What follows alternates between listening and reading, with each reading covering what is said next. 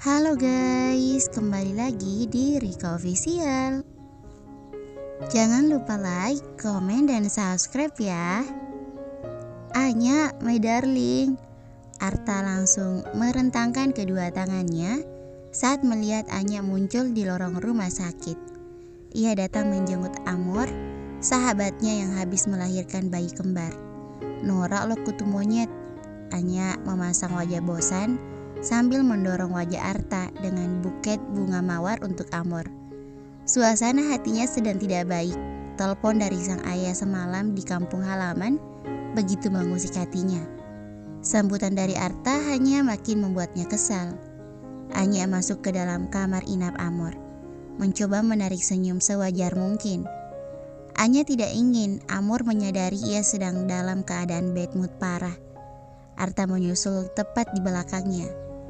Arta sudah terbiasa dengan sambutan judes bin pedas dari Anya. Karena sejudes-judesnya Anya, bagi Arta perempuan bermata indah itu punya sisi menggemaskan yang membuatnya tak akan pernah bosan menggodanya. Meski Anya adalah satu-satunya wanita yang tidak akan pernah lumer dengan setiap gombalannya. Tampak pemandangan Anya yang sedang mencandai salah satu bayi Amor dalam gendongannya. Ih, lucu banget sih kamu, utuh-utuh. Onti gemes jadinya. Onti bawa pulang mau. Pemandangan yang langsung bikin naluri kebapakan Arta mendadak bangkit. Bawa pulang, bikin sendiri sana. Amor menimpali dengan gali. Bagi dong resepnya, gimana caranya bikin baby semanis ini? Bahan-bahannya apa aja moy? Lo kira bikin bayi kayak bikin nasi gudeg? Bahan-bahannya ada dijual di pasar induk. Cari calon bapaknya dulu yang berkualiti super tentunya. Celutuk Arta menyerobot. Kayak gue, sambil menepuk dadanya dengan ekspresi tidak tahu malu dan langsung menuai pelototan mata besar Anya yang sudah pasti tak sependapat. Lo berkualiti super, nggak salah dengar. Kualitas super elo aja masih kayak jauh kalau dibandingin sama kualitas super biji jagung biji 2. Timpal Anya tak kalah seru sambil meletakkan bayi Amor di box. Biji jagung, lo kira gue sebangsa palawija? Bapak Budi pun tahu kalau gue pria berkualiti, garansi seumur hidup. Digilai banyak wanita, tua muda, anak kecil, lajang, janda, sampai yang masih bersuami. Ngaca dulu lo sana di pantat quality. Kasihan kacanya pecah kalau lo ngaca. Oh tidak bisa, kacanya pecah karena gak bisa memantulkan kegantengan gue. Ganteng pala lo peyang. Gue sakit mata tiap lihat lo. Sudah, kalian kapan akurnya sih? Nanti di depan penghulu kalian juga mau cengkok begitu. Amor menengahi dengan geli. Dua sahabatnya ini memang tidak pernah akur setiap kali bertemu. Mata besar Anya sempurna terbelalak lebar. Bahkan Amor pun ikut berkonspirasi mendukung Arta. Demi bumi dan langit, amit-amit jabang bayi. Bayanginnya aja gue ogah. Anya memekik jengkel, sangat kesal dengan candaan Amor. Lo lagi PMS ya Nya? Biasanya lo kalau ejek-ejekan sama Arta nggak sampai sesensi ini. Amor menyadari ada keganjilan pada Anya. Anya menghela nafas panjang dan ia baru akan menceritakan keluh kesahnya saat Arta tiba-tiba menyeletuk. Kehabisan pensil alis kali moy. Makin membuat mood Anya anjlok. Raut wajahnya bahkan berubah seperti hendak mengunyah Arta dengan giginya. Namun mereda karena Amor membelanya. Diam lo tak. Jangan bikin Anya bete terus. Amor menegur Arta cukup keras. Siap mami. Arta mengangkat tangannya hormat. Daripada lo godain Anya mulu, tolong belikan Anya minuman ki. Pinta Amor kemudian. Siap.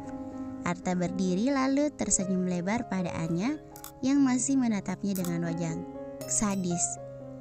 Neng Anya mau babang beliin apa? Kiranti, beras kencur dingin atau gula asam. Apa aja yang penting lo cepetan angkat kaki dari sini. Please kalau bisa belinya yang jauhan. Beli di Labuan Bajo juga boleh. Sahut Anya ketus sambil mengibaskan tangan mengusir Arta. As you wish my lady. Arta membungkuk sambil tersenyum dengan wajah usil. Sama sekali tidak marah dengan sikap ketus Anya. Sosok Arta pun hilang di balik pintu. Anya menarik nafas panjang. Setelah mereka hanya berempat di kamar, Amor, kedua bayi kembarnya dan dirinya. Lo kenapa? Ada masalah apa? Amor membuka suara, bertanya dengan nada lembut. Anya duduk di tepi ranjang rumah sakit, lalu menatap si kembar yang tampak tenang di dalam boks bayi di sisi ranjang Amor. Susah emang pura-pura di depan mami kalian, gumam Anya sambil membelai wajah lembut pipi salah satunya. Amor terkekeh pelan, bekas sayatan operasi sesarnya masih terasa nyeri setiap kali ia nekat tertawa. Bokap gue mulai cari gara-gara deh. Anya mulai bercerita dengan nada kesal. Gara-gara kenapa? Anya menarik nafas lagi. Ia pun mulai bercerita. Saat itu pukul 1 pagi ia baru pulang dari rumah sakit bersalin selepas menemani sang sahabat melahirkan. Ia baru saja terlelap dan bermimpi indah kejar-kejaran manja dengan Lee Jong Suk di tepian pantai berpasir putih. Mimpi indah dan langka yang belum tentu bisa dialami oleh jutaan wanita di dunia ini. Hingga ponselnya tiba-tiba menjerit di pukul 2 pagi. Ia diseret secara paksa kembali ke dunia nyata, meninggalkan Lee Jong Suk yang meraung patah hati atas kepergiannya. Anya meraba nakas mencari ponselnya. Ditatapnya layar ponsel dengan mata masih setengah tertutup dari sang ayah. Ada apa ayah menelpon sepagi ini? Halo ya, jawab Anya dengan nada suara mengantuk. Assalamualaikum, sahut sang ayah terdengar kurang senang karena putrinya tidak mengucap salam sebagaimana mestinya. Anya tersadar dan menjawab salam ayahnya dengan suara tegas. Waalaikumsalam ayah. Nak, maaf ya kalau ayah ganggu kau tidur. Ada apa ya telepon jam segini? Nggak bisa nunggu ayam jago bangun dulu baru nelpon aku. Terdengar suara ayah tertawa. Maaf ya bungsu, ayah yang paling cantik. Habis ayah nggak bisa tidur kalau nggak segera bicara sama kamu nak. Anya menguap lebar-lebar hingga suaranya terdengar. Sepertinya sepenting apa sampai ayah tega rusak mimpi indah aku ya. Ayahnya tertawa lagi. Mimpi macam apa pula nak? Sekali lagi maaf ya nak. Mimpi kawin sama Kim Jong Un, jawab Anya sekenanya sampai menyeret nama di drakor Korea Utara berpipi tembem itu dengan seenaknya.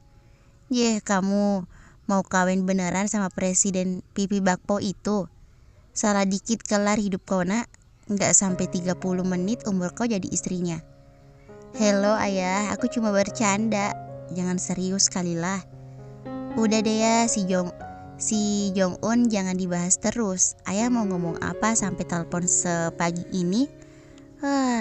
Nak, suara ayah akhirnya terdengar serius. Ada kawan ayah mau kenalan sama kau. What? Gue gak salah denger. Temen ayah. Maksud ayah apa? Kantuk Anya mendadak hilang. Nak, kau udah hampir 30. Kalau kau nggak ada calon sendiri, ayah kenalin ke kawan ayah mau ya? Daripada kau mengharapkan si Kim Jong Un. Berat dunia akhirat nak. Anya terperangah tak percaya mendengarnya. Kawan ayah? Gue mau dijodohkan dengan kawan ayah. Itu berarti umurnya bisa jadi sebaya dengan ayah. 3 kali ayah mau jodohin gue sama Datuk Maringgi. Anya sudah ada calon sendiri ya. Anya yang panik mencoba berdusta. Kalau gitu bulan depan ajak dia pulang, kenalkan dia pada ayah. Anya langsung lemas. Siapa yang mau dia seret ikut pulang? Morgan Oe, Herjunot Ali, atau Bambang pelatih fitness ganteng langganannya? Anya diserang panik seketika. Paranoid langsung merasuk ke otak dan hatinya. Dia jomblo, sudah 2 tahun jomblo. Bukannya tidak ada yang mau sama Anya, tapi Anya memang sedang malas menjalin hubungan serius dengan siapapun. Tapi kau tetap akan Ayah kenalkan ke kawan Ayah. Siapa tahu kau berubah pikiran. Pilihan Ayah pasti jauh lebih baik daripada pilihan kau. Ayah tertawa di ujung kalimat, tidak menyerah juga. Sementara otak Anya masih berpikir keras. Lihat saja nanti ya, Anya tetap akan gagalkan rencana Ayah. Gimana kalau Arta aja lo bawa pulang ke kampung? Usul Amor tiba-tiba dengan cepat setelah mendengar cerita Anya. Hele, Anya memutar bola mata besarnya ke udara. Demi kolor Patrick, stok laki-laki gue berjubel di kontak list HP gue. Mendingan gue minta tolong ke mereka. Anya kesal dengan saran Amor. Namun sebenarnya itu ia tidak yakin. 10 dari teman laki-laki Anya, 9 diantaranya sudah ia diskualifikasi. Lantas siapa lagi yang bisa Anya andalkan? Arta. Sorry ya, kalau lama. Arta muncul dari balik pintu sambil menenteng kantong kresek berisi soft drink dan cemilan ringan. Anya mendengus kesal. Kok muka kalian pada tegang sih? Abis ngomongin gue ya? Arta menuduh dengan percaya diri. Anya kembali memutar kedua bola matanya. Bertemu dengan Arta yang centilnya overload selalu membuatnya senam mata. Anyway, sorry nih gue lama. Arta menunduk untuk mengaduk-aduk isi kantong kreseknya mencari sesuatu. Gue kira lo beneran ke Labuan Bajo, tukas Anya dengan acuh tak acuh.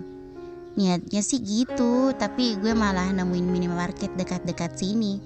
Mana pramuniaganya cantik banget lagi, mirip kayak Relinsya. Gue gak tahan, jadi gue ajak kenalan deh. Arta bercerita dengan bangganya. Anya senam mata lagi. Dasar playboy cap kodok. Nih buat lo Nya. Arta tiba-tiba mengulurkan minuman kaleng isotonik dingin yang telah ia buka tutupnya pada Anya. Lo galak kalau lagi kekurangan cairan, katanya sembari memamerkan senyum lebarnya yang sebenarnya manis.